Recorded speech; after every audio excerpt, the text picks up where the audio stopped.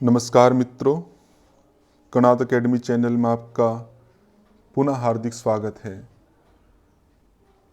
प्रश्न पत्र की चर्चा की श्रृंखला में दिसंबर 2018 का कुछ पाठ हमने पिछले वीडियो में किया था। अवशिष्ट जो विषय है आज हम प्रारंभ कर रहे हैं। आशा करता हूँ ये वीडियो आपको काफ़ी लाभदायक सिद्ध हो रहे होंगे, आपकी तैयारी भी अच्छी चल रही होगी। यदि आपको इससे लाभ हो रहा है तो आप कमेंट के माध्यम से हमें बता सकते हैं, जिससे हम प्रेरित हो सकें, आगे भी इसी प्रकार की वीडियो आपके लिए हम ला सकें, या आपकी परीक्षा में और भी जो कोई लाभदायक चीज़ें हो सकती हैं उनको हम बना पाएँ। यदि कोई आपको इसमें समझने में दिक्कत है या कुछ भी पार्ट आप सुझाव के रूप में देना चाहें तो उसका भी स्वागत है, आप कमेंट के रूप में हमें दे सकते हैं। तो प्रश्न हम प्रारंभ करते हैं। तो अगला प्रश्न है आपका, which one of the following does not belong to directional method of yoga teaching. कि निम्न में अलग अलग आपके टीचिंग मेथड्स दिए गए हैं। ये भी आपके 9th यूनिट से आपका जो टीचिंग का पार्ट है। तो जो निदर्शन मतलब निर्देशन से संबंधित या डायरेक्शन से संबंधित जिसमें हम इंस्ट्रक्शंस देते हैं, तो ऐसा मेथड कौन सा है जिसमें इंस्ट्रक्शंस का पार्ट आपका या तो नहीं होता है या होता है तो बहुत कम होता है। तो लेक्चर तो पूरा इंस्ट्रक्शन बेस्ड है आपका, डेमोन्स्ट्रेशन भी आपका इसके ही बेस्ड है, आपका इंस्ट्रक्शन बेस्ड है, क्योंकि डेमोन्स्ट्रेशन में कुछ पार्ट आपका लेक्चर का भी इंक्लूड किया जाता है। प्रैक्टिस जो है, यदि हम उस 9th यूनिट का जो पार्ट था योगाभ्यासों की अध्यापन विधियाँ, उसके अनुरूप देखें तो प्रैक्टिस भी जो है वो टीचर की देख रेख में उसके इंस्ट्रक्शंस के आधार पे ही की जाती है। तो यहाँ भी इंस्ट्रक्शंस रहती है। जो ग्रुप डिस्कशन है यहाँ पर टीचर का पार्ट आपका बहुत कम रहता है। इसमें कहा जाता है स्टूडेंट को कि आप समस्या का समाधान प्राप्त करें, तो समस्या का समाधान निकालने के लिए उनको स्वतंत्र छोड़ दिया जाता है। इसी तरह का कुछ पार्ट आपका ग्रुप डिस्कशन का पिछले पेपर्स में भी आया था। तो वहाँ पे फोकस किया जाता था to find out a solution of a problem. वहाँ पे सॉल्यूशन आपका था, वहाँ मिलान के रूप में ये क्वेश्चन आया था आपका। तो ग्रुप डिस्कशन को कहा जा सकता है कि इसमें डायरेक्शनल वाला जो पार्ट है आपका ये तो नहीं होता या न्यूनतम है। यहाँ पे अधिकांश जो फोकस होता है वो स्टूडेंट के ऊपर ही रहता है कि स्टूडेंट अपने आप ही उस समस्या का समाधान प्राप्त करने के लिए प्रयास करें। तो आपका ऑप्शन बनेगा 4th। अगला प्रश्न देखिएगा कि प्राणायाम का संबंध है, कि प्राणायाम का संबंध किससे, ये बताना आपको। ये भी कॉमन सेंस का क्वेश्चन है, क्योंकि हमें पता है कि 5 कोश है आपके। पहला अन्नमय कोश, फिर प्राणमय कोश, फिर मनोमय कोश। तो जो प्राण है आपका वो अपने से संबंधित दोनों कोशों पे प्रभाव डालता है। वो अन्नमय कोश को भी प्रभावित करता है, वो आपके मनोमय कोश को भी प्रभावित करता है, या हम कैसे मन को। प्राण और मन का तो काफ़ी चर्चा आती है कि यदि प्राण को स्थिर कर ले तो मन भी स्थिर हो जाता है, क्योंकि प्राण और मन दोनों जुड़े हुए हैं। तो इस दृष्टि से मन तो पार्ट हो ही गया। फिर ये भी आप जानती हैं कि प्राण को स्थिर करने से, प्राण को शुद्ध करने से शरीर भी आपका स्वस्थ रहता है। शरीर के जितने भी फिजियोलॉजिकल पार्ट हैं, क्रियात्मक स्थिति है, वो सारी आपकी प्राण पे डिपेंड करती है। जैसे अपान प्राण है, वो नाभि से नीचे के ऑर्गन्स को ठीक से रेगुलेट करता है, समान नाभि वाले को करता है, प्राण हृदय वाले को करता है। तो ये जितने भी ऑर्गन्स, ये क्या है, ये शरीर का ही तो पार्ट है। तो इस शरीर को भी स्वस्थ रखने के लिए प्राण आपका महत्वपूर्ण होता है। इसलिए कह सकते हैं कि प्राणायाम का जो संबंध है वो दोनों से होता है, शरीर से और मन से। तो आपका 4th ऑप्शन बनेगा। अगला देखिएगा, ये टीचिंग सीटिंग अरेंजमेंट का क्वेश्चन है, 9th यूनिट से ही आपका ये, कि लार्ज ग्रुप ऑफ स्टूडेंट्स हैं, काफ़ी ज़्यादा बच्चे हैं आपके, और उसको हम कौन सा सीटिंग अरेंजमेंट उनके लिए किए जो कन्वीनियंट हो सकता है, उपयुक्त हो सकता है। सर्कुलर करना उपयुक्त नहीं है, क्योंकि उसमें काफ़ी बच्चे हैं, तो बहुत सारे बच्चे पीछे की तरफ हो जाएंगे, तो उनको कैसे हम मैनेज करेंगे। यदि ये है कि जो जिस स्थान पर टीचर बैठा है, जो भी अगर वो मूवेबल है, गोल गोल मूव कर सकता है, तो सर्कुलर वाला पार्ट आपका चल सकता है। यदि मूवेबल नहीं है तो पीछे बैठे हुए जो बच्चे हैं उनके साथ सेटिंग होना, उनको बता पाना या वो सही से देख पाएँ सब पोजीशंस को, वो संभव नहीं हो पाएगा। यू शेप्ड छोटे बच्चों में, मतलब कम बच्चों में चल सकता है, लेकिन ज़्यादा बच्चों में यू आपके काफ़ी बड़ा हो जाएगा, तो दूरस्थ स्थान पे बैठे हुए जो व्यक्ति हैं वो भी नहीं देख पाएंगे, ये भी ठीक नहीं है। फिर double row with space in between without dais for the teacher. Double row space आपका ये हो सकता है, लेकिन डायस पे नहीं बिठाएंगे अगर टीचर को, तो पिछले वाली रो में बैठा हुआ जो बच्चा है वो टीचर को ढंग से नहीं देख पाएगा, कभी सिर ऊपर करेगा, कभी साइड में करेगा, तो थोड़ा कंफर्ट नहीं बनता है।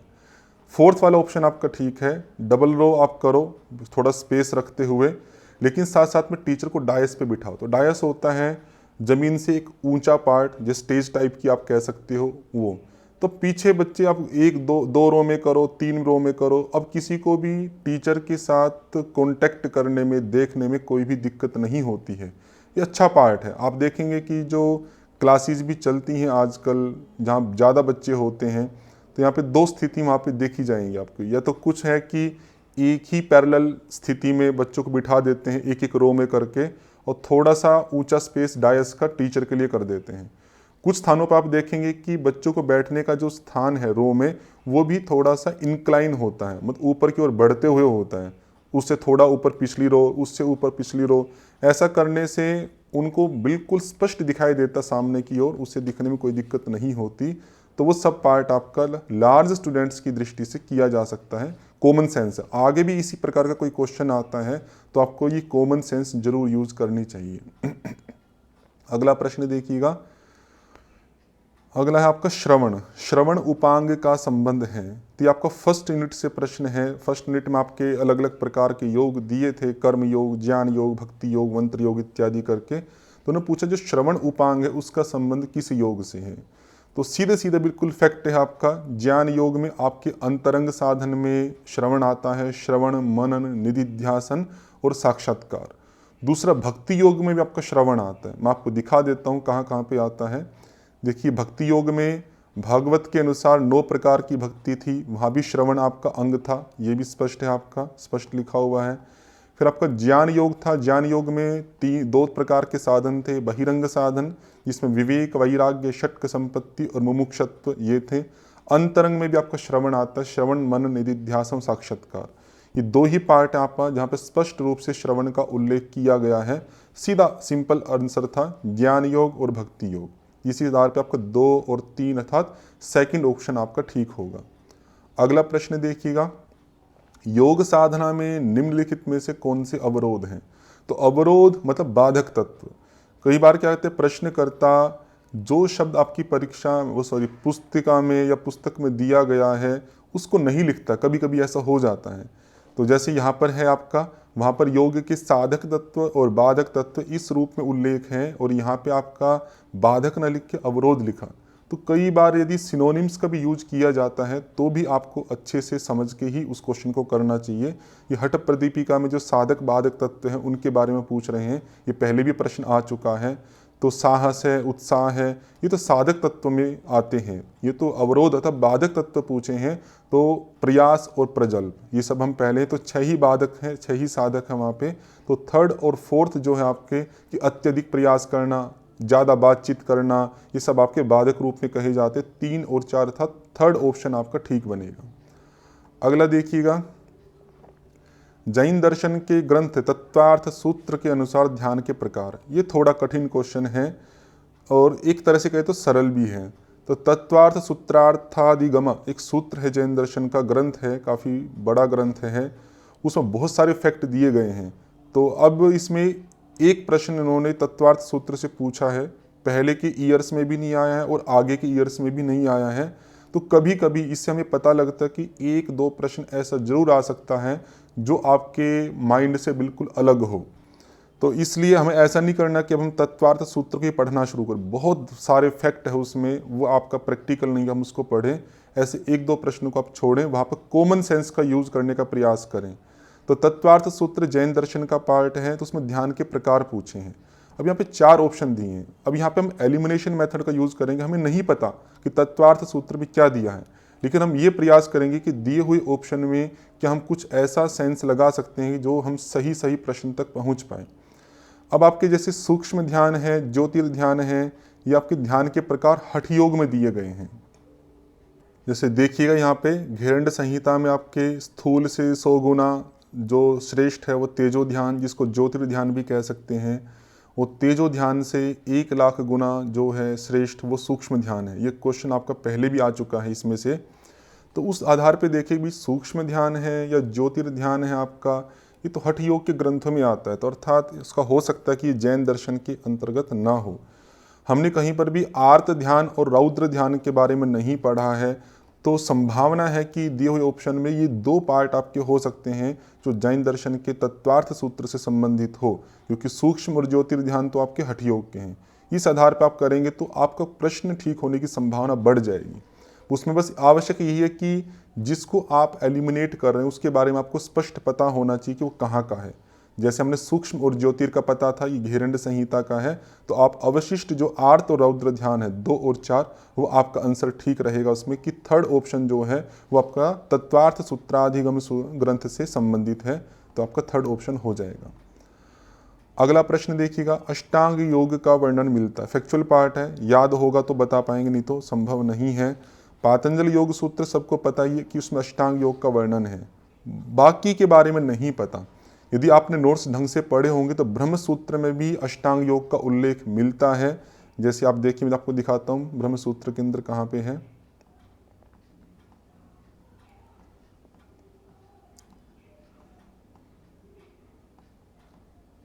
इस ब्रह्म सूत्र मतलब वेदांत दर्शन, और वेदांत दर्शन में अंत में देखिए आपका ये अष्टांग योग का वर्णन है। यम नियम आसन प्राणायाम प्रत्याहार धारणा ध्यान समाधि।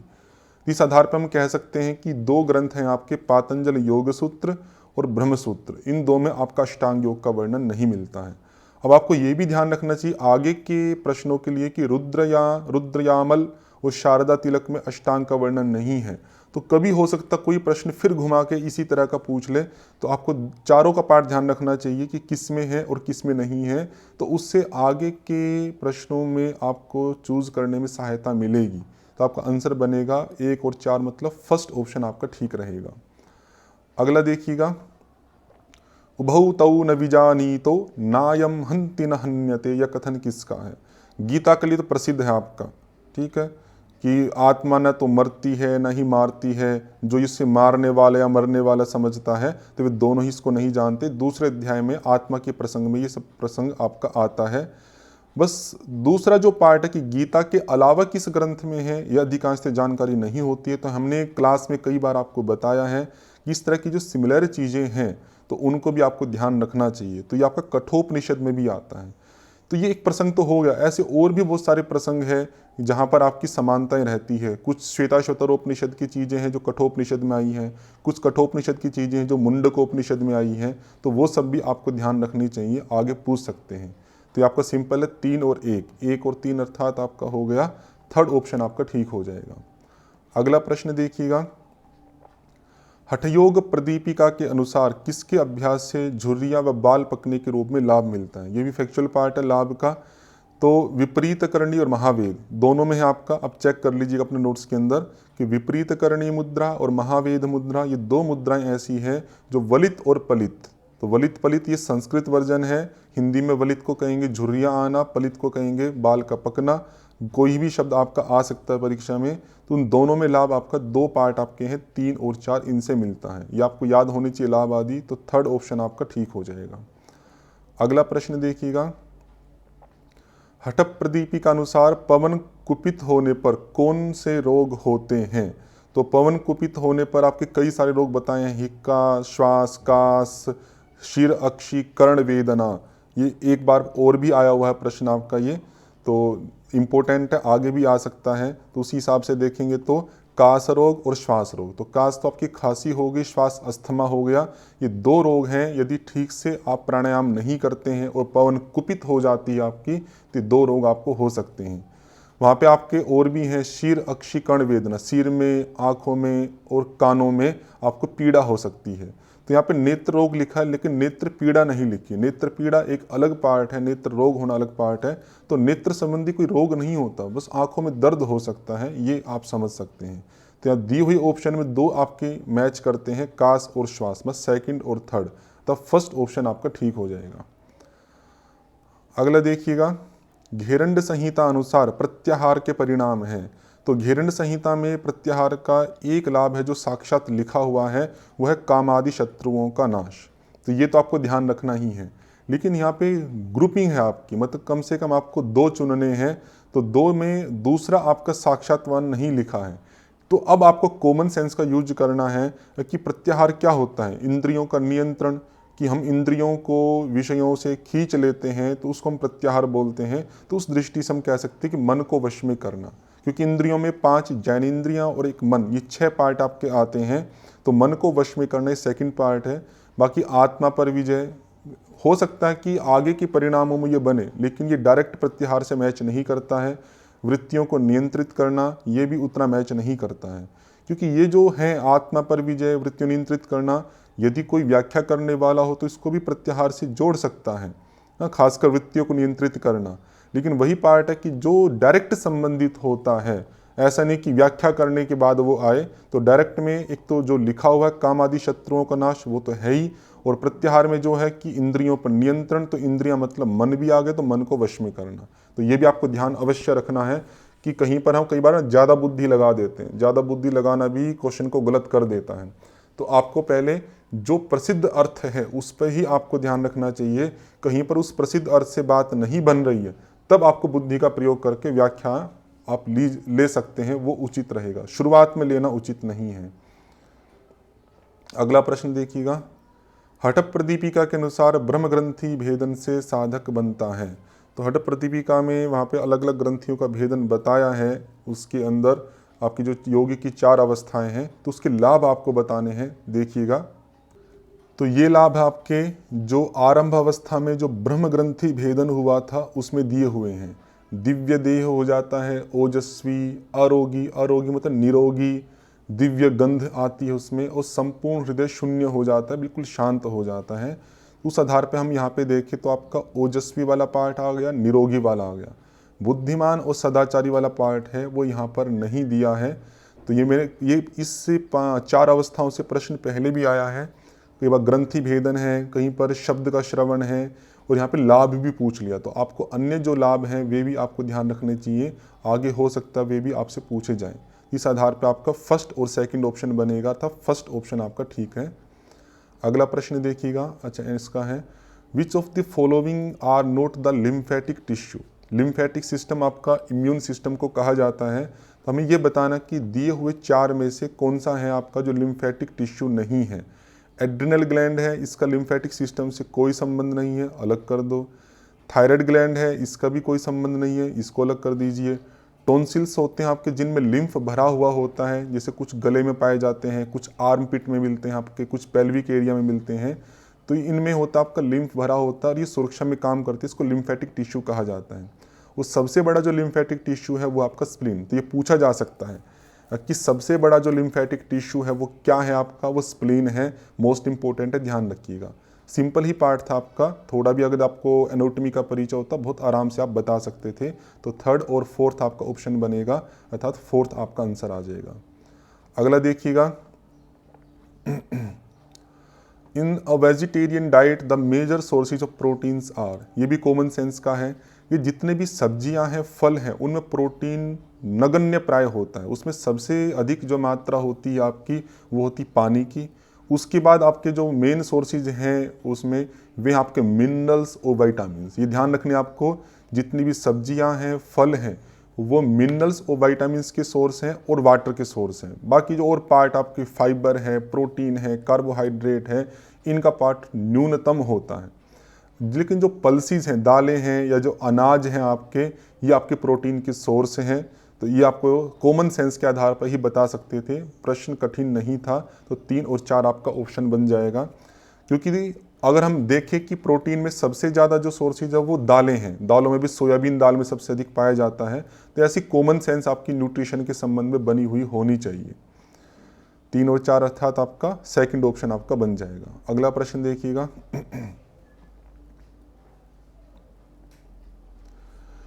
कहा कि डिप्रेशन में कौन कौन सी क्रियाएं हैं जो निषिद्ध हैं। ये पहले भी आपका 1-2 बार आ चुका है, ये सब आपको ध्यान रखने हैं। जैसे डिप्रेशन मतलब होता है कि कुछ भी क्रिया नहीं कर रहे हैं, मन जो है काम नहीं कर रहा है, एनर्जी लेवल बिल्कुल लो है। तो आपको वो चीज़ें करनी है डिप्रेशन को उभारने के लिए या उसको हटाने के लिए जो आपके एनर्जी लेवल को बढ़ा सके। अगर कोई ऐसी क्रिया करते हैं जो एनर्जी लेवल को नहीं बढ़ा रही है तो वो आपकी डिप्रेशन के अंदर निषिद्ध की जाती है। जैसे शवासन है, शवासन एनर्जी लेवल को नहीं बढ़ाता है आपका, तो ये आपका निषिद्ध है आपका। और आपका जो भ्रामरी प्राणायाम है ये भी मन को शांत करता है, एनर्जी लेवल नहीं बढ़ाता है, ये भी निषिद्ध है। लेकिन जो सूर्य भेदी प्राणायाम है, इस सूर्य को जागृत करता है, और सूर्य हमारे शरीर में ऊर्जा का सोर्स है, क्योंकि 2 नाड़ी है आपकी, इड़ा पिंगला। तो ईड़ा वाला जो पार्ट आपका वो आपका निषिद्ध हो सकता है कि ईड़ा से हम कुछ करें, लेकिन सूर्य जो को जागृत करने वाला जो पार्ट है आपका सूर्य भेदी, वो आपके अंदर एनर्जी उत्पन्न करता है, तो अवसाद में अच्छा माना जाता है। कपालभाति तो कई बार आ चुका है आपका, कि कपालभाति आपके मेटाबॉलिक सिस्टम को इंक्रीज करता है और आपके एनर्जी को बढ़ाता है, तो ये अवसाद में अच्छा माना जाता है। तो 2 है जो निषिद्ध है, वो आपका शवासन निषिद्ध है और भ्रामरी प्राणायाम निषिद्ध है। निषिद्ध पूछा है इन्होंने, तो ये भी ध्यान रखना है। तो 1 और 4 आपका ऑप्शन बनेगा, तो 3rd ऑप्शन आपका ठीक होगा। अगला देखिएगा, घेरंड संहिता के अनुसार निम्नलिखित में से कौन से आहार द्रव्य पथ्य हैं? तो पथ्य आपको बताने हैं, कॉमन सेंस है। वैसे घेरंड संहिता में बहुत सारे पथ्य दिए हैं, पहले भी आया है। इस प्रश्न में भी घेरंड संहिता से 2 बार आपके पथ्य पूछे गए हैं, क्योंकि कई बार आपका घेरंड संहिता का पार्ट पूछा जाता है। उसका कारण भी ये है कि 7वीं यूनिट में भी कहा है कि घेरंड संहिता के अनुसार पथ्य करने हैं, और 5वीं यूनिट में तो कहा ही है घेरंड संहिता का अध्ययन। तो इसलिए गीता के, घेरंड संहिता के, हठ प्रदीपिका इत्यादि के ग्रंथों का पथ्य अच्छे से देख लेना चाहिए। तो घी है, नवनीत है, ये तो खाने के लिए कही जाती है, किसी भी ग्रंथ में घी या मक्खन को खाने के लिए मना नहीं किया है। छाछ है, तेल है, ये सभी ग्रंथों में लगभग मना किया है। तो इस दृष्टि से हम कह सकते हैं घृत और नवनीत आपके पथ्य होंगे। तो 2 और 3 मतलब ये आपका 2nd ऑप्शन ठीक हो जाएगा। अगला प्रश्न देखिएगा, किन योगाभ्यासों का थायराइड ग्रंथि पर सीधा प्रभाव पड़ता है? तो थायराइड ग्रंथि आपको पता होना चाहिए गले की तरफ होती है, तो वो आसन आपका जो गले पर प्रभाव डालेगा, सीधा प्रभाव डालेगा, तो वो आपका आंसर होगा। सर्वांगासन बिल्कुल बढ़िया प्रभाव डालता है गले पर, ये आपका हो गया। नौकासन है, खास नहीं डालता, क्योंकि नौकासन का मुख्य जो प्रभाव होता है आपको पेट की तरफ होता है। जालंधरबंद बिल्कुल गले से संबंधित है, तो आपका आंसर हो गया कि पहला और तीसरा कॉमन सेंस का पार्ट है। अगर आपको ये नहीं पता होगा इसमें कि थायराइड ग्रंथि कहाँ पर है, तो आप नहीं बता पाएंगे। आपको पता है कि थायराइड ग्रंथि गले में है, तो वो आसन का आपकी जानकारी है कि कौन कौन से आसन कहाँ पे प्रभाव डालते हैं। तो सर्वांगासन हो गया, जालंधरबंद गले पे किया जाता, तो ये हो गया। तो ये 2 ऑप्शन हो गए, 1st और 3rd। पादहस्तासन भी आपका पेट की तरफ ही प्रभाव है, या आपकी स्पाइन पे प्रभाव है, गले पे प्रभाव इसका नहीं है। तो 1st और 3rd आपका, अर्थात 2nd ऑप्शन आपका ठीक हो जाएगा। अगला देखिएगा, which of the following are the causative factors for type 2 diabetes? बहुत बढ़िया क्वेश्चन है ये। आपकी 2 प्रकार की डायबिटीज़ होती है, टाइप 1 और टाइप 2। ये आपको अच्छे से पता होना चाहिए डायबिटीज़ वाला। मैं आपको थोड़ी सी व्याख्या कर भी देता हूँ, क्योंकि आगे इससे प्रश्न आ सकते हैं कि कौन कौन से कॉजेटिव फैक्टर्स टाइप 2 डायबिटीज़ में हैं। तो क्या नहीं हो सकते, एलिमिनेट हम करते हैं। जैसे टाइप 1 जो डायबिटीज़ होती है आपकी, वो ऑटो इम्यून डिजीज़ है, कि जो शरीर के इम्यून सिस्टम के जो सेल थे वही इंसुलिन बनाने वाले जो बीटा सेल हैं उनको समाप्त कर देते हैं, उनका डिस्ट्रक्शन कर देते हैं। तो वो टाइप 1 में आता है, टाइप 2 में नहीं आता। उस आधार पे कहेंगे तो ये जो 4th वाला पार्ट आपका ये गलत है। ये टाइप 1 के लिए तो ठीक है, टाइप 2 के लिए ठीक नहीं है। एक पार्ट हो गया। दूसरा कॉमन सेंस का है कि रिलैक्सेशन थ्रू मेडिटेशन, कि हम मेडिटेशन के द्वारा अपने आप को रिलैक्स कर रहे हैं, तो उससे कैसे टाइप 2 डायबिटीज़ हो सकती है? ये तो कोई मैच नहीं करता। ये तो एक अच्छी चीज़ है, उससे आपका डायबिटीज़ बढ़ने वाला पार्ट नहीं है। लेकिन हम स्ट्रेस है उससे टाइप डायबिटीज़, मतलब एक पॉजिटिव फैक्टर है, मतलब हो सकता है इससे। एक्सरसाइज नहीं करते हैं उससे ओबेसिटी बढ़ेगी, उससे डायबिटीज़ हो सकती है, ये भी पार्ट है। तो ये भी है कि स्ट्रेस जो है आपका, कहा जाता है कि स्ट्रेस आपके पाचन तंत्र पे भी प्रभाव डालता है और आपके इम्यून सिस्टम को भी कमज़ोर करता है। तो उसी का कुछ प्रभाव आपका स्ट्रेस का पहले भी हमने देखा था कि वो इंसुलिन का स्राव करने वाले जो आपके हैं, ये पहले भी आ चुका स्ट्रेस वाला, तो उनको प्रभावित करता है। तो इंसुलिन का जो स्राव ठीक से नहीं हो पाता। ये दूसरी बार आपका क्वेश्चन आ रहा है। तो देखेंगे कि आप यदि इनकी आंसर को ठीक से समझ लेते हैं तो आगे के प्रश्न में आपको बहुत सहयोग होगा। तो स्ट्रेस वाला हो गया, लैक ऑफ एक्सरसाइज वाला हो गया, तो 1st एंड 3rd आपका ऑप्शन बनेगा। तो 1st वाला पार्ट आपका हो जाएगा। अगला प्रश्न देखिएगा, निम्न में से कौन सा रस पित्त दोष का शमन करता है? तो पित्त दोष, वात पित्त कफ का शमन करने के लिए 6 दोषों में से अलग अलग है कि 3 दोष शमन करते हैं और 3 दोष उसको कुपित करते हैं। इससे पहले भी आपका प्रश्न आया है, मैं आपको दोबारा दिखा देता हूं कि क्या आपके फैक्ट है वहां पर। तो ये फैक्ट है आपका कि वात का जो शमन होता है वो मधुर अम्ल लवण से होता है और वात जो कुपित होता है वो कटु तिक्त कषाय से होता है। और इसी का बिल्कुल उल्टा कफ में है कि कफ है कटु तिक्त कषाय से शमन होगा उसका और मधुर अम्ल लवण से वो कुपित होगा। पित्त में आपका है कि मधुर तिक्त कषाय ये शमन करेगा और कटु अम्ल लवण ये कुपित करेगा। और इनके महाभूत भी ध्यान होने चाहिए। उस आधार पर आप देखेंगे तो आपका क्या था, मधुर तिक्त कषाय ये शमन करने वाले पूछे थे। तो मधुर तो है नहीं, तिक्त है और कषाय है, तो सेकंड और फोर्थ ये आपका ऑप्शन बन जाएगा। कटु और लवण तो उसको कुपित करेंगे। सीधा फैक्ट आपको याद होना चाहिए 2 और 4, 2 और 4 था तो आपका थर्ड ऑप्शन ठीक हो जाएगा। अगला देखिएगा, हठप प्रदीपिका के अनुसार महामुद्रा किन बीमारियों में लाभकारी है। ये भी फैक्ट ही आपका कि महामुद्रा से कौन कौन सी बीमारी आपकी ठीक हो सकती है। देखिएगा, तो ये हठ प्रदीपिका में आपके महामुद्रा के लाभ दिए गए हैं, जैसे कुंडलिनी जागरण, क्लेश दूर, मृत्यु का भय दूर, पथ्य का भेद नहीं रहता है, नीरस वस्तु रस युक्त है, विष भी पच जाता है, क्षय, कुष्ठ, गुदावर्त, गुल्म और अजीर्ण। तो इस आधार पर हम देखें तो एक तो अजीर्ण आपका ऑप्शन वहाँ मैच होता है, पहला पार्ट हो गया। और कुष्ठ, तो यहाँ पे कुष्ठ साक्षात नहीं लिखा हुआ, इस तरह का प्रश्न पहले भी आया था, तो वहाँ पे कुष्ठ ना लिख के क्या लिखा था, चर्म रोग लिखा था। बिल्कुल ऐसा ही क्वेश्चन था, मुझे ध्यान आ रहा है। तो यहाँ पर भी कुष्ठ ना लिख के, क्योंकि कुष्ठ जो है स्किन डिजीज है, इस कारण से यहाँ पे चर्म रोग लिखा है। तो अजीर्ण और चर्म ये 2 पार्ट हो गए।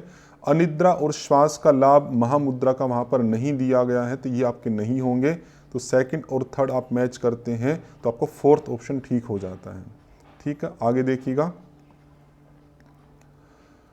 इनमें से कौन से अभ्यास मूल्य आधारित शिक्षा के लिए लाभकारी है। 9th यूनिट से है आपका ये, वही योग वाली जो एप्लीकेशन ऑफ योगा है। तो उसमें यम और नियम जो कि आपके मूल्यों से संबंधित है, ये आपके मूल्य आधारित शिक्षा के लिए लाभकारी है। सीधा सीधा सामान्य प्रश्न है, तो सेकंड और थर्ड आपका हो जाएगा, मतलब थर्ड ऑप्शन आपका बनेगा। क्योंकि यमों में भी अहिंसा सत्यादि की बात की गई है, नियमों में भी स्वाध्याय इत्यादि की, तप की, इनकी बात की गई है। तो ये सब मूल्य आधारित शिक्षा के लिए अत्यंत ही महत्वपूर्ण पार्ट आपके कहे जाते हैं। ये आपका योगाभ्यासों के अध्यापन विधिया जो पुस्तक है वहाँ पर स्पष्ट रूप से लिखा हुआ है। अगला प्रश्न देखिएगा, घिरण्ड संहिता के अनुसार निम्नलिखित में से कौन से आहार द्रव्य अपथ्य हैं। अब पहले वाले प्रश्न में पथ्य पूछा था घिरण्ड का, अब इसमें अपथ्य पूछ लिया। तो कॉमन सेंस के आधार पर करके देखें तो मूंग हमेशा आपकी खाने के लिए कही जाती, किसी भी ग्रंथ में मूंग को अपथ्य नहीं बताया है, तो मूंग को आप हटा दीजिए, ये आपकी सही है। और लगभग जौ को भी खाने के लिए बताया गया है, जौ को भी मना नहीं किया है, तो ये भी आपका पथ्य में आएगा। तो कुलथ ये पहले भी आ चुका है, घिरण्ड संहिता के अपथ्य का क्वेश्चन एक पहले भी आया हुआ है, उसमें कुलथ वाला पार्ट था आपका जो कि अपथ्य के रूप में कहा गया था। कुष्मांड था, कुलथ था, ये सब ऑप्शन थे वहाँ पर। तो कुलथ वाला है अपथ्य में आ गया। और बचा हुआ तिल को भी यहाँ पे अपथ्य कहा गया। तो 2 और 4 आपके ऑप्शन बनेंगे, तो थर्ड ऑप्शन आपका हो जाएगा। आप नोट्स में निकाल के देख लीजिएगा।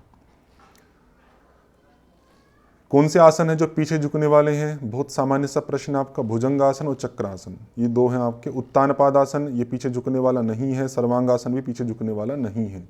तो भुजंग और चक्रासन में ही हम पीछे की ओर बेंडिंग करते हैं। तो 2 और 3 आपका ऑप्शन बनेगा, अर्थात आपका फोर्थ ऑप्शन ठीक है। अगला है आपका कि कौन से आसन है जो संतुलनात्मक है, बैलेंसिंग पोस्चर कौन से हैं। वृक्षासन भी संतुलनात्मक है, कुक्कुटासन भी है और आपका गरुड़ासन भी है। अर्धचंद्रासन आपका संतुलनात्मक नहीं है। ये आपका 10th यूनिट से क्वेश्चन है। 10th यूनिट में आपके सिलेबस में ही बहुत सारे आसनों का डिवीजन दिया हुआ है कि कौन से खड़े होकर किए जाते हैं, कौन से पीठ के बल, कौन से पेट के बल, कौन से बैठकर, कौन से संतुलन, वे सब आपको याद रखने चाहिए। मोस्ट इंपॉर्टेंट है, बहुत ही सामान्य प्रश्न है, कभी कभी उनसे प्रश्न आ सकते हैं। तो आपका आंसर बनेगा 1 2 4 1 2 4 1 2 4, अर्थात आपका थर्ड ऑप्शन ठीक हो जाएगा। अगला प्रश्न देखिएगा, आसनों को निम्नलिखित में से किन वर्गों में वर्गीकृत किया गया। 9th यूनिट से क्वेश्चन है, उसी पुस्तक से आपका। तो ध्यानात्मक भी है वहाँ पर और विश्रांतात्मक भी है। 3 कैटेगरी वहाँ पर की गई है, तो आप स्वयं से निकाल के देखिएगा कि कौन कौन सी कैटेगरी वहाँ पर दी गई है। चलिए मैं आपको दिखाई देता हूँ। ये देखिएगा, आसनों का 3 वर्गीकरण है, बहुत बार प्रश्न इनसे आए हैं। ध्यान धारणात्मक आसन है जिनमें ध्यान किया जाता है, संवर्धनात्मक आसन है जिससे शरीर को स्वस्थ रखा जाता है, जिसमें टोनिक खिंचाव किए जाते हैं आपके मसल्स के, और शिथिलात्मक आपके जो शरीर को शिथिल करने के लिए किए जाते हैं। तो 3 आसन आपके वहाँ पे हैं। आपके प्रश्न में 2 आए थे, ध्यानात्मक आए थे और विश्रांत वाले आए थे। तो फर्स्ट और सेकंड ऑप्शन आपका बनेगा, फर्स्ट और सेकंड तथा फोर्थ ऑप्शन आपका ठीक होगा। अगला प्रश्न है आपका, शैक्षणिक अध्यापन प्रक्रिया के निम्नलिखित अवयव होते हैं। ये भी आपका 9th यूनिट से ही प्रश्न है। देखिए, ये आपकी अध्यापन प्रक्रिया के 6 घटक दिए गए हैं, मोस्ट इंपॉर्टेंट है, इनके नंबर भी याद रखने हैं, इनके नाम भी याद रखने हैं, और चाहो तो इनका सीक्वेंस, वैसे होता नहीं है लेकिन सीक्वेंस भी याद रख सकते हैं। अध्यापन में टीचिंग हो गया, अधिगम लर्निंग हो गया, टीचर, स्टूडेंट और कंटेंट जो पढ़ाया जा रहा है, और वो जो परिवेश है, क्लास इत्यादि, वो आपका पर्यावरण हो गया। उस आधार पे देखें तो आपका अध्यापन हो गया और अधिगम हो गया। 2 ऑप्शन है जो अध्यापन प्रक्रिया के अवयव कहे जाते हैं, घटक कहे जाते हैं। तो फर्स्ट और फोर्थ ऑप्शन आपका बनेगा, तो पहला ही आपका पार्ट है। तो बहुत सारे देखिए, ये जो कितने भी प्रश्न हम कर रहे हैं, तो आपके पास शायद अब मैटर नहीं हो, जानकारी नहीं हो, लेकिन सब आपके पढ़े हुए में से ही होता है। आपके पास प्रॉपर नोट्स, गाइडेंस आदि है, तो बहुत आराम से आप सारे क्वेश्चन या 2-3 क्वेश्चन गलत में 90% मार्क्स तो आप आराम से ला सकते हैं योग के अंदर। ये क्वेश्चन आपको कभी लगता होगा पता नहीं कहाँ से आए हुए, कहाँ से नहीं आए हैं, क्योंकि आपको जानकारी नहीं है। तो ये बताने का माध्यम यही है, प्रयोजन आपका, कि आपको सही गाइडेंस मिले और आप अपनी लक्ष्य को प्राप्त कर सकें। यदि हमारे सहयोग से यदि आपका लक्ष्य प्राप्त होता है तो मुझे काफ़ी प्रसन्नता होगी। आप हमें बता भी सकते हैं कि मतलब आपकी हमारे कारण से आपको लाभ हुआ, तो हमें थोड़ा उत्साह मिलेगा, तो हम आगे भी और कार्य करने का प्रयास करेंगे। आप नहीं बताएंगे, हमें लगेगा कि शायद आपको लाभ नहीं हो रहा है, तो उतना उत्साह से हम शायद उतना नहीं बना पाएँ आपको। अगला देखिएगा कि एक योग कक्षा में योग शिक्षक को अपने निर्देशों को सही ढंग से संप्रेषित करने हेतु निम्नलिखित बिंदु सहायक हो सकते हैं। कॉमन सेंस का पार्ट आपका, कि निर्देश जो दे रहा है योग शिक्षक, तो सही ढंग से संप्रेषित करने के लिए वो क्या क्या चीज़ों को अप्लाई करे कि उसका जो संप्रेषण है या उसके जो इंस्ट्रक्शंस दी जा रही है वो सही सही पहुंच जाए। तो पहला पार्ट बिल्कुल ठीक है, निर्देश संक्षिप्त होने चाहिए, छोटे छोटे वाक्य होने चाहिए, धीरे धीरे बताएं और क्लियर होने चाहिए, स्पष्ट होने चाहिए, बिल्कुल सही बात है। अध्यापक को विद्यार्थियों से दूरी बनाकर रखना चाहिए, कोई सेंस नहीं बनता है। एक बार में अनेक निर्देश देने से अंडरस्टैंडिंग आपकी खराब हो जाती है और हो सकता है कि उन सारे निर्देशों को ठीक से ना पकड़ पाए, तो ये भी ठीक नहीं है। आवश्यक होने पर निर्देशों को दोहराया जाना चाहिए, बिल्कुल सही बात है कि एक बार आपने उसको संप्रेषित किया तो हो सकता है कि उनको नहीं समझ में आए, तो रिपीट कर देते हैं तो वो फोकस बढ़ जाता है उस पर। तो पहला और फोर्थ आपका ठीक है इसमें, फर्स्ट और फोर्थ, तो आपका थर्ड ऑप्शन ठीक हो जाएगा।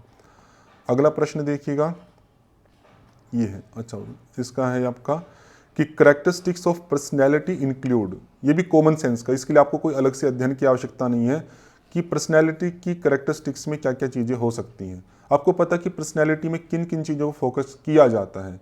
एक तो पर्सनैलिटी आपका है जो कि साइकोलॉजी से संबंधित है, मन के विज्ञान से संबंधित है, और हमें पता है कि मन जो है वो जो जो क्रियाएं करता है उन सब चीज़ों को पर्सनैलिटी के अंदर इंक्लूड किया जाता है। तो हमारा जो बिहेवियर है आपका, उसको भी मन के अंतर्गत लिया जाता है, क्योंकि पहले विचार आते हैं, उस विचार के बाद हम फिजिकल रूप से उन क्रियाओं को करने लगते हैं।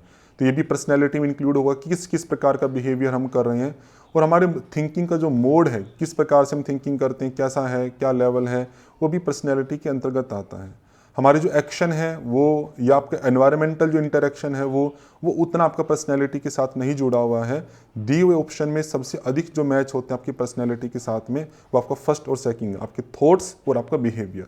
तो फर्स्ट और सेकंड था, पहला ही पार्ट आपका ठीक रहेगा।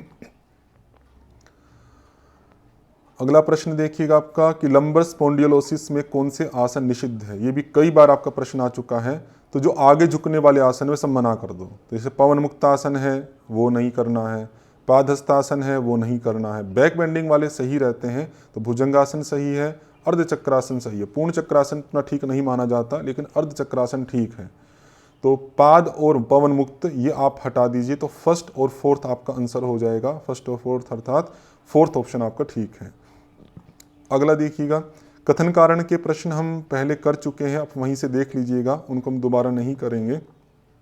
कथन कारण का पार्ट भी काफ़ी महत्वपूर्ण है आपको अवश्य देखना चाहिए। यदि आपने वीडियो नहीं देखे हैं तो सारे प्रश्न मैंने अलग से वीडियो में कंक्लूड किए हैं, जिससे आप उनको भी ठीक कर पाएंगे।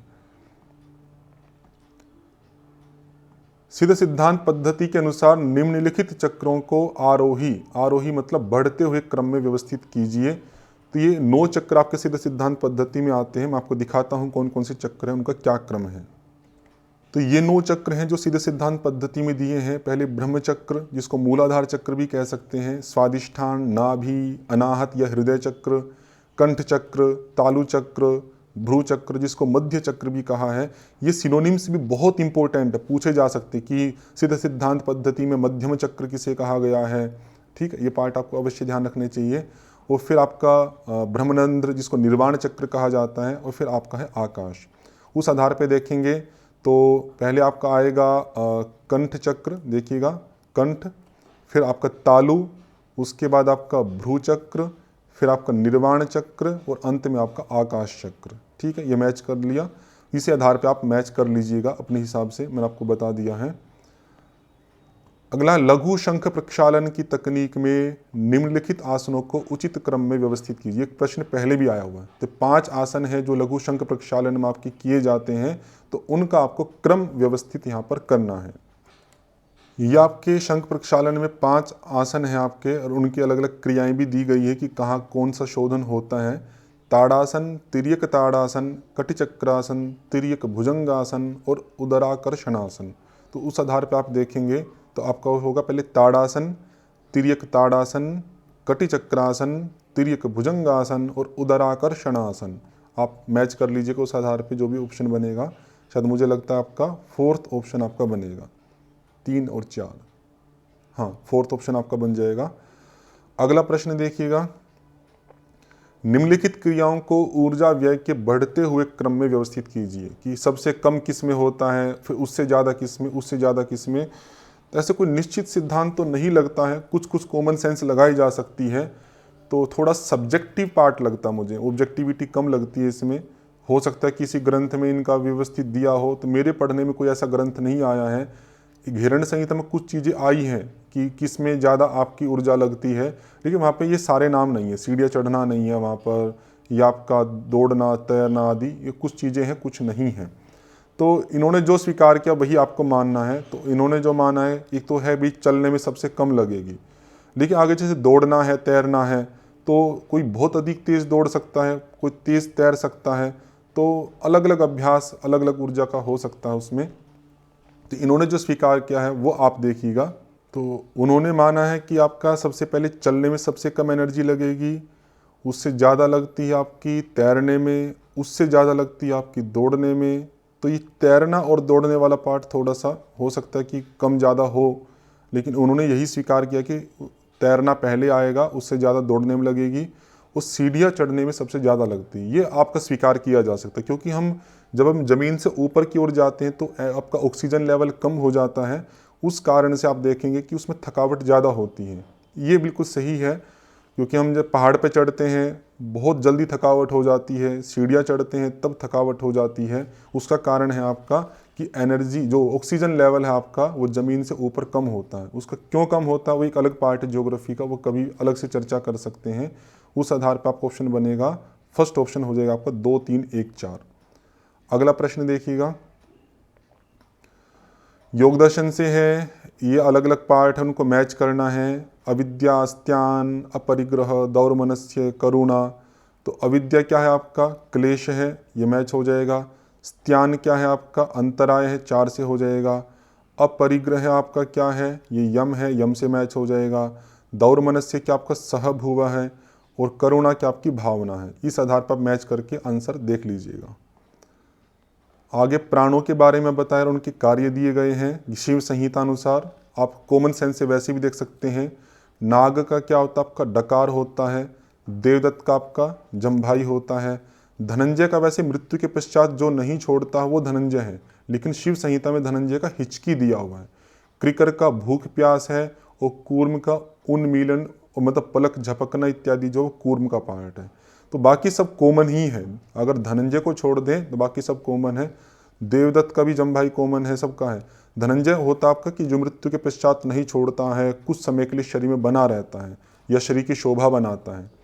लेकिन यहाँ पे आपका अलग है, ये इसलिए ध्यान रखना कि हिचकी वाला पार्ट यहाँ पर आपका धनंजय का दिया गया है, तो आप मैच कर लीजिएगा, सिंपल है। अगला आपका घेरण संहिता के अनुसार है, ये पहले भी आ चुका प्रश्न ये कि वहाँ पे 7 साधन दिए गए हैं, तो उनको 7 साधन से क्या क्या चीज़ें प्राप्त होती है वो आपको यहाँ पर बताना है।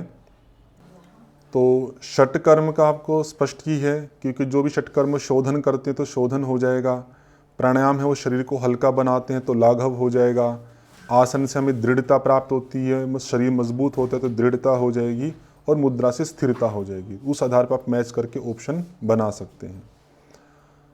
अगला है आपका, ये योग दर्शन से विभूतिपाद से है। विभूतिपाद की सिद्धियों के बारे में अनेक बार प्रश्न आते ही आपके।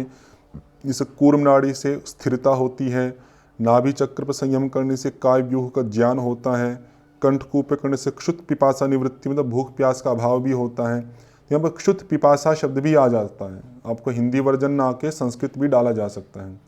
मूर्धा ज्योति पे करने से सिद्धों के दर्शन होते हैं, चंद्रमा पर संयम करने से तारों की स्थिति का ज्ञान होता है। इस तरह से मैच करके आप इसको बना लीजिएगा, सिंपल ही है। अच्छा, ये आपका एनाटॉमी का है, तो अलग अलग यहाँ पे पार्ट दिए हैं आपके, वो किस किस सिस्टम से या ऑर्गन से संबंधित है वो हमें बताना है। न्यूरॉन बिल्कुल कॉमन सेंस ब्रेन में पाए जाते हैं आपके, कॉर्निया आपका आँखों में होता है, नेफ्रॉन जो होते हैं आपके वो आपके किडनी में होते हैं, और एल्वोलाई जो होता है आपके लंग्स में होते हैं। सामान्य प्रश्न था, आप मैच कर लीजिएगा। अगला प्रश्न है आपका कोश। ये कोश वाला आपका 7th यूनिट से है, वहाँ 5 कोशों को 5 चीज़ों से जोड़ा जाता है। अन्नमय कोश आपका शरीर से संबंधित है, प्राणमय कोश को ऊर्जा रूप एनर्जी बॉडी कहा जाता है, मनोमय कोश मन हो गया, आनंदमय कोश आनंद हो गया। बहुत कॉमन सा, उसमें कुछ है ही नहीं कोश, ऐसा प्रश्न आपका ये है। अगला प्रश्न है आपका सात्विक। अच्छा, ये आपका वहाँ से है आयुर्वेद से, ये पहले भी हम कर चुके हैं। जो 16 आपकी प्रकृतियाँ आती हैं सात्विक राजसिक तामसिक करके, तो सात्विक वाली जो है आपकी 7 प्रकार, तो सा से सा याद रहेगा आपको, सात्विक 7, ठीक है। फिर कम करते चलो, 1 कम कर दो तो 6 होगी, 6 होगी आपकी राजसिक, और तामसिक होती है आपकी 3। इस तरह से आपको तीनों मैच रहेंगे। बचा हुआ आपका जो त्रिदोषज है, वात पित्त कफ से जो उत्पन्न होते हैं, सत्व रजस तमस से जो उत्पन्न होता है, वो आपकी 1 होती है। तो इस तरह से आपका मैच कर लीजिएगा, सिंपल ही है। और अगला है आपका अलग अलग कर्म दिए गए हैं, धोती इत्यादि, वो किस किस को ठीक करते हैं, इसमें आप सिंपल मैच कर सकते हैं। जैसे नेति कर्म है वो दृष्टि दोष को ठीक करेगा आपका। जो चक्री कर्म है वो अर्श रोग को, अर्श बोलते हैं वैसे बवासीर को, तो उसको आप कह सकते हैं मूल व्याधि। मूल बोलते हैं गुदा को, मूल व्याधि मतलब उस गुदा से संबंधित जो व्याधि है उसको आप मूल व्याधि कह सकते हैं। क्योंकि मूल जो आपका चक्री कर्म के लाभों में अर्श नहीं लिखा है, लेकिन वहाँ पे मूल व्याधि लिखा है, तो मूल व्याधि से आप अर्श रोगों को मैच कर सकते हैं। इस तरह से आप देखिएगा। ये आपके रत्नावली में लाभ दिए हुए हैं, तो जैसे मैंने चक्री का कहा था, तो चक्री का वहाँ पे मूल व्याधि लिखा है, वहाँ पे अर्श नहीं लिखा है। लेकिन आपको सेंस के आधार पे ये रखना है कि मूल मतलब होगी गुदा, और गुदा से संबंधित बीमारियों में ही आपकी अर्श आती है, तो अर्श के रूप में गिनना है। और आपका जैसे धोती है वो कास श्वास वाला पार्ट आ जाएगा, नेति आपका दृष्टि वाला आ जाएगा, बस्ती में गुल्म प्लीहादि आ जाएगा, तो उसी हिसाब से मैच करें। तो धोती में आपका आ गया कास और श्वास वाला, धोती में आपका कास और श्वास आ जाएगा। उसके बाद आपका आता है नेति, नेति आपका दृष्टि दोष में आ जाएगा।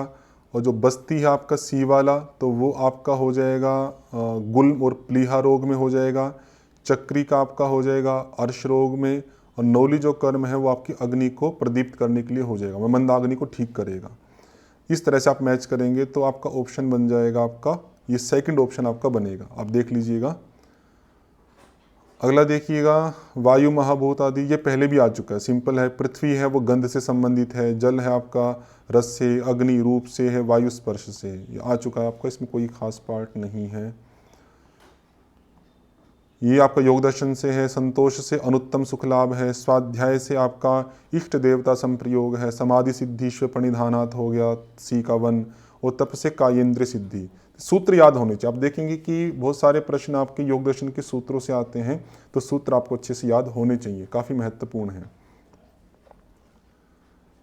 ये आपका है साइकोलॉजी से अलग अलग आपके प्रोपाउंडर्स दिए गए हैं और उनकी पर्सनैलिटी की थ्योरी में कुछ जो पर्सनैलिटी उन्होंने स्वीकार की है वो भी इन्होंने यहाँ पे दिया है। तो ये सीधा फैक्ट है आपका। उस फैक्ट के आधार पे यदि आप देखें तो अगर एक दो पार्ट आपको ध्यान है तो आप बता सकते हैं, जैसे एक्टोमॉर्फिक है, एंडोमॉर्फिक, मेसोमॉर्फिक, ये जो पार्ट आपके शेल्डन के होते हैं, तो डी का आपका 1, इतनी एक ही पार्ट से आप बता सकते हैं कि आपका जो ऑप्शन होगा 4th ऑप्शन होगा। ठीक है, तो ए का आपका है जैसे एसेंडेंट है आपके, ये अल्पोर्ट का है, और एथलेटिक जो होते हैं आपके ये क्रैशमर के हैं, और इंट्रोवर्ट वाला जो पार्ट आपका वो कार्ल यूंग का है। इस आधार पर मैच कर लीजिएगा, फैक्चुअल पार्ट है। अगला प्रश्न है आपका, अगले प्रश्न पैराग्राफ से हैं और इसमें अधिकांश पैराग्राफ पढ़ने की आवश्यकता भी नहीं है, योग दर्शन से आपके आए हुए हम सिंपल ही बता सकते हैं। जैसे निम्नलिखित में से कौन सा चित्त का घटक नहीं है, तो चित्त में आपका अहंकार भी आता है, मन भी आता है, बुद्धि भी आता है, धृति नहीं आता उसमें, तो 3rd ऑप्शन आपका हो जाएगा। संयम जो है आपका धारणा ध्यान समाधि को मिलाकर संयम कहा जाता है, तो उसमें कैवल्य नहीं आता, ये ऑप्शन हो जाएगा। पातंजलि योग सूत्र का 3रा पाद है आपका विभूति पाद है, ये भी आपका 4th ऑप्शन हो जाएगा। कितने प्रकार के प्राणायाम बताएं, वहाँ पे 4 प्राणायाम है, बाह्य आभ्यंतर स्तंभ वृत्ति और बाह्य आभ्यंतर विषक्षेपी, ये 3rd ऑप्शन हो जाएगा। पंच क्लेश का किस पाद में वर्णन किया गया है, तो क्लेशों का वर्णन आपका साधन पाद 2रे पाद में है, तो 1st ऑप्शन हो जाएगा। निम्नलिखित में से कौन सा सिद्धि की प्राप्ति का तरीका नहीं है, तो कैवल्य पाद के पहले सूत्र में सिद्धि प्राप्ति के 5 तरीके बताए गए हैं, जन्म, औषधि, मंत्र, तपस, समाधि, तो वहाँ पे जप वाला पार्ट नहीं है, तो 4th ऑप्शन हो जाएगा। अगला पैराग्राफ भी सिंपल ही है, आप वैसे ही बता सकते हैं। किस कोश में अविद्या का क्रमशः ह्रास होता है, तो अविद्या आपकी अन्नमय कोश में भी है, प्राण में भी है, मन में भी है, विज्ञानमय कोश में अविद्या आपकी खत्म हो जाती है, तो आपको 4th ऑप्शन है। भावात्मक स्तर पर असंतुलन किस रूप में प्रकट होता है, तो आवेश के रूप में आप पैराग्राफ में देख सकते हैं।